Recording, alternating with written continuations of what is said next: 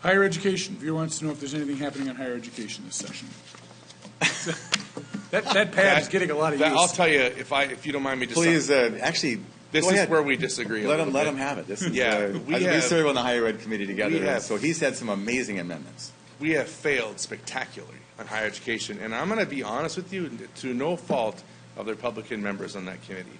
I think that in good faith, Michelle Fischbach and the Republicans on that committee are dynamite when it comes to really caring about higher education. The problem is that we've had this systematic disinvestment in higher education over the last 20 years.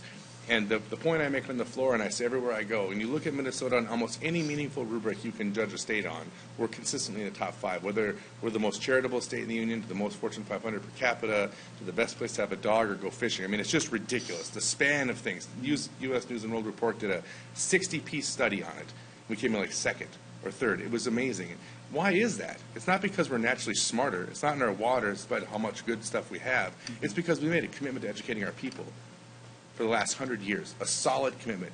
And what do we get from that? We get the most charitable state. We get the highest voter turnout in the state, in the country. We get all of these great things, and it's because of education. And there's a canary in the coal mine, and that is this. 20 years ago, we changed our philosophy on K-12, E-12 education, and we moved away from the career and technical, or what we call the VOTEC classes, to a more 4-year college model, and we are absolutely paying the price today because we don't have enough people that can work in manufacturing and skilled trades jobs. That is the exact same problem we're going to have 20 years from now if we continue to disinvest. And the problem I have is that, we got a little debate the other day where you and Senator Jensen said the money's not there. And my argument is that as long as we continue to think like that, you're right, we're going to continue to disinvest. And that is only going to drag our state down. And so the governor asked for $10 million for each school. Weirdly, the only money that went in was $1 million that Senator Fischbach found, and then $5 million out of the blue for a program nobody wants at Metro State on cybersecurity that doesn't make any sense. That Metro State didn't ask for it out of the House, and I don't think that'll survive. Really? It's just bizarre. And so once again, we're forcing our students to take on more of the burden, and that creates more student debt. It's just unconscionable that we don't see how we're literally cutting our nose off to spite our face. And the politics is curious. And so people understand grades, preschool and the K-12 system pretty well. They don't understand higher ed. Mm-hmm. And so there's all kinds of campaign fodder for help the schools. There's no campaign that has ever been successful that said, help the colleges, help everybody learn. We're competing with India and Vietnam and South Africa, and we need to help raise all the boats. And it becomes, again, one of those deeper policy matters that's good policy. If you have only so much money and you kind of starve the K-12 system and really take care of the higher ed system, which, don't quote me, but that might be, let's say that's the right answer to do, people would hate it and you wouldn't get any points. No, yeah. And you'd be pounded later for not taking care of the K-12. And everything you said is correct. It's salient. And when we look at higher education, this lack of commitment we have demonstrated over and over again, and the demonization that happens, especially of the University of Minnesota, is just unacceptable. This is a crown jewel institution that puts us on the map of the world, not just our country, and what they bring in investment back to our state, it's 13-1. Imagine if your stockbroker came back and says, I've got a tip, and if you invest in this, I'm going to get you 13-1 returns the next 4 years. You would dump every dollar you have and sell your house.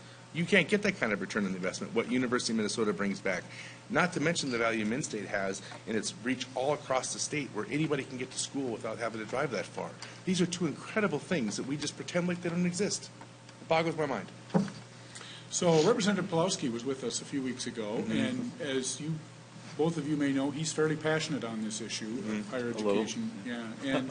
And has a pretty well-developed lecture on the mistakes that were made in moving to the 4-year model, moving away from the opportunities for vocational education, et cetera. And so the question then becomes, a question I didn't have a chance to ask him that night, but I'll ask the two of you, is there a way to direct the train differently? Is there a way to change that environment? Let me be clear about this. The problems he talks about, he's just wrong about. Representative Pulaski's got a burr in his saddle about Minskew and the University of Minnesota, and he goes after these guys relentlessly, and he's just wrong. He demonizes these folks. He went in front of them and got mad at them when he discovered they had $1 billion rainy day fund, and I said, good for you to the U. Way to take care of yourself, because you got a bunch of petulant legislators down here that don't have any vision and think they can just kick the U around like it's some joke. That's ridiculous. We've got to be the adults in the room here, and he is just wrong about that. Look at what Min-State's doing right now. What he's mad about is the merger that happened 25 years ago, and it's time to move on because the merger's for real. We can't keep litigating and fighting that battle.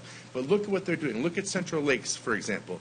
What they're doing in CNC machinery and the amount of training facilities they've had to make them a unique regional powerhouse when it comes to training people for machinery and being a machinist in the trades is amazing.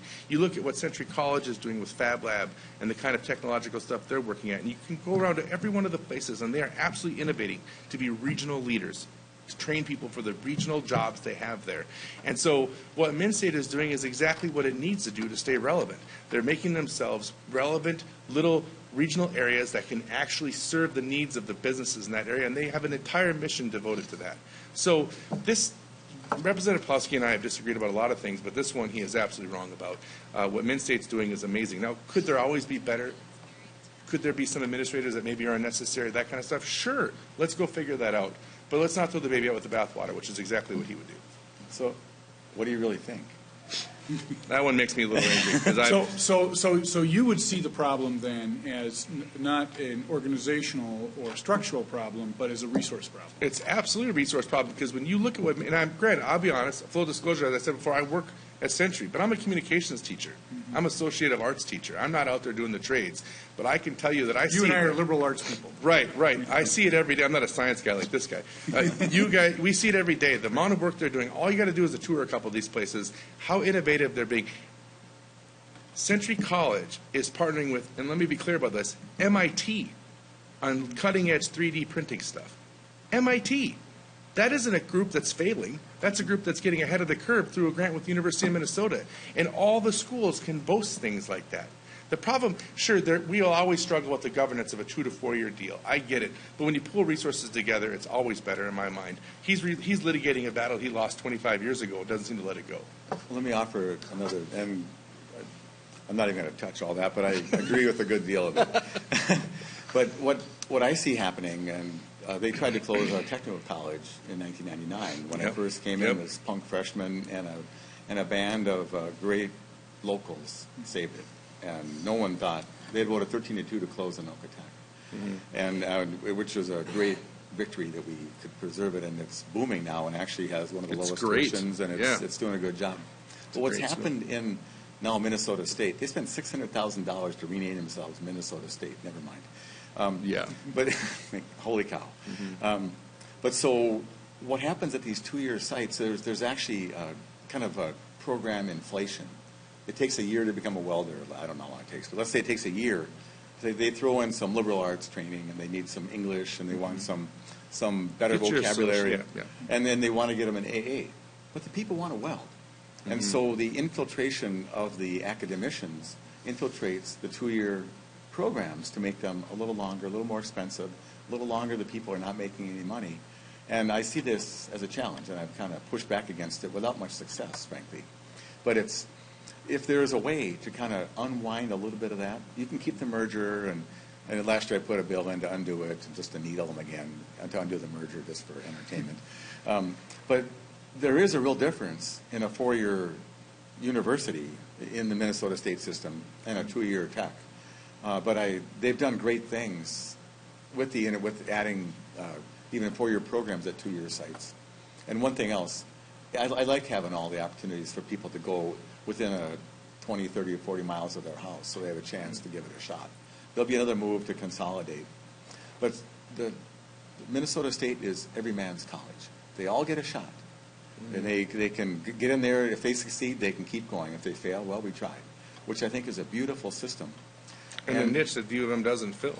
Right, and it's a very important marriage. It may not be reasonable to expect them to fill. Well, and can I just add to that, that one of the things you touched on there, one of the problems, and this I only know this because I'm on the inside, is that the reason why they get stuck on this 2-year course for welders is because the way they're judged by HLC, which is the Higher Learning Commission, which judges how they're accredited, and it's all about degrees. And I'll tell you straight up, if I've got a student that's ready to move on to a 4-year program, I'm like, don't wait for your associates. It doesn't matter. If you're going to get the bachelor, don't worry about the associates. Move on when you're ready. And the problem is we're judged by the completion, and we should be really judged by the completion of credit, which then frees us up to make these welding programs a 1-year certificate program where you're shown to be competent, not the 2-year program. Well, let them go back. You know, let Yeah. them go back. And Yeah, he's right about that upgrade. part. That's not a big fix if you're willing to do it. Yeah, so. Do we solve everything? It's a Give us four-part. some more. Let's do it. Four-part plan here, and we're going to take care of it. Okay, So- good, great.